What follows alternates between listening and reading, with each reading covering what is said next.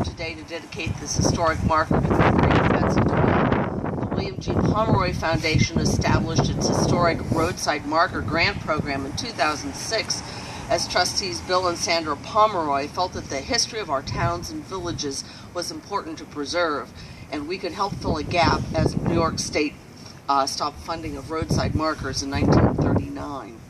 The participation and enthusiasm for the program proved that our communities want to preserve their local history, and we want to help. To date, the foundation has funded over 130 markers in 26 counties across the state, and this is the first and only marker to date we have funded in Niagara County. We would like also to make you aware of a new grant program we recently launched to provide a plaque or sign commemorating public buildings, places, or districts in New York State that have been placed on the National Register of Historic Places.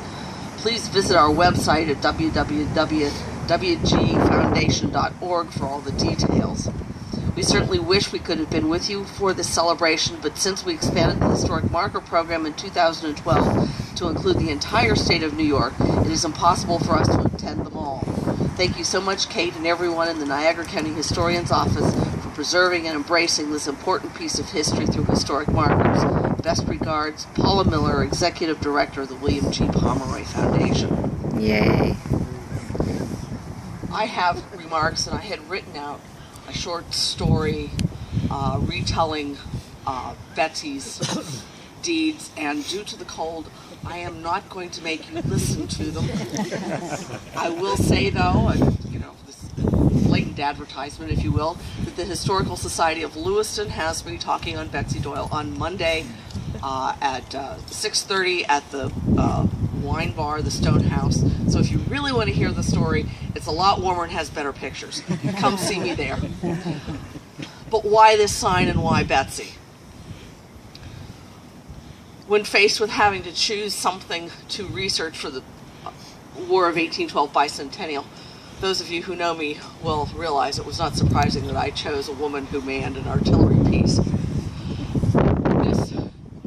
This woman had always been in the back of my mind ever since I saw a sign in the 1980s in the top floor of the French castle to a Fanny Doyle. And I always wondered who she was and what she did, and yet that seemed to be all anybody could say. Well, read the sign. Well, the sign was certainly incomplete. And I thought, I want to know what really happened here. And thanks to digitization of that's going on of archives throughout the country, we were able to dig up information that no one else had found about her. She is a woman who stands tall with people like Margaret Corbin and Mary Ludwig Hayes Macaulay, better known as Molly Pitcher. And yet she lived here. She's ours. She's a very special person, and although the 19th century tried to idealize her and romanticize her and make her less of a person, we have discovered that truth is certainly better than fiction. She has no graveside that we know of where we can honor her. She has no house that we can preserve. She has nothing but this sign and the one at Fort Niagara to mark her passing and her deeds. And I think this is the least we can do for a very remarkable woman. And I thank you all for coming here and being part of this ceremony. And with that said, you can unveil this. Oh, one other thing. Thank you, Daughters of 1812, for that lovely sign you put up in 1934. And if you will come up, John Pear is the president of the Niagara Frontier Chapter, and she and our Betsy are going to unveil the sign.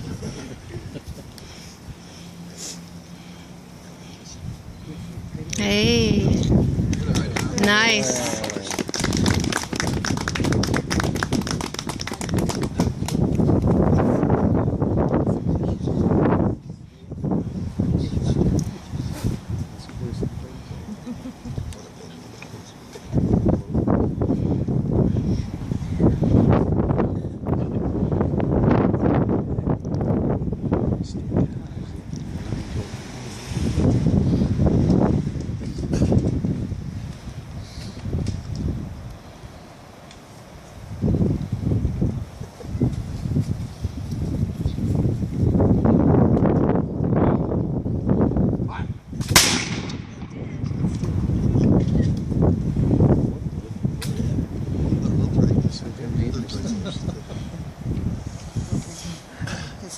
so cold.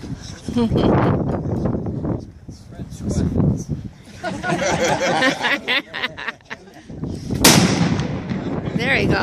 Make it work.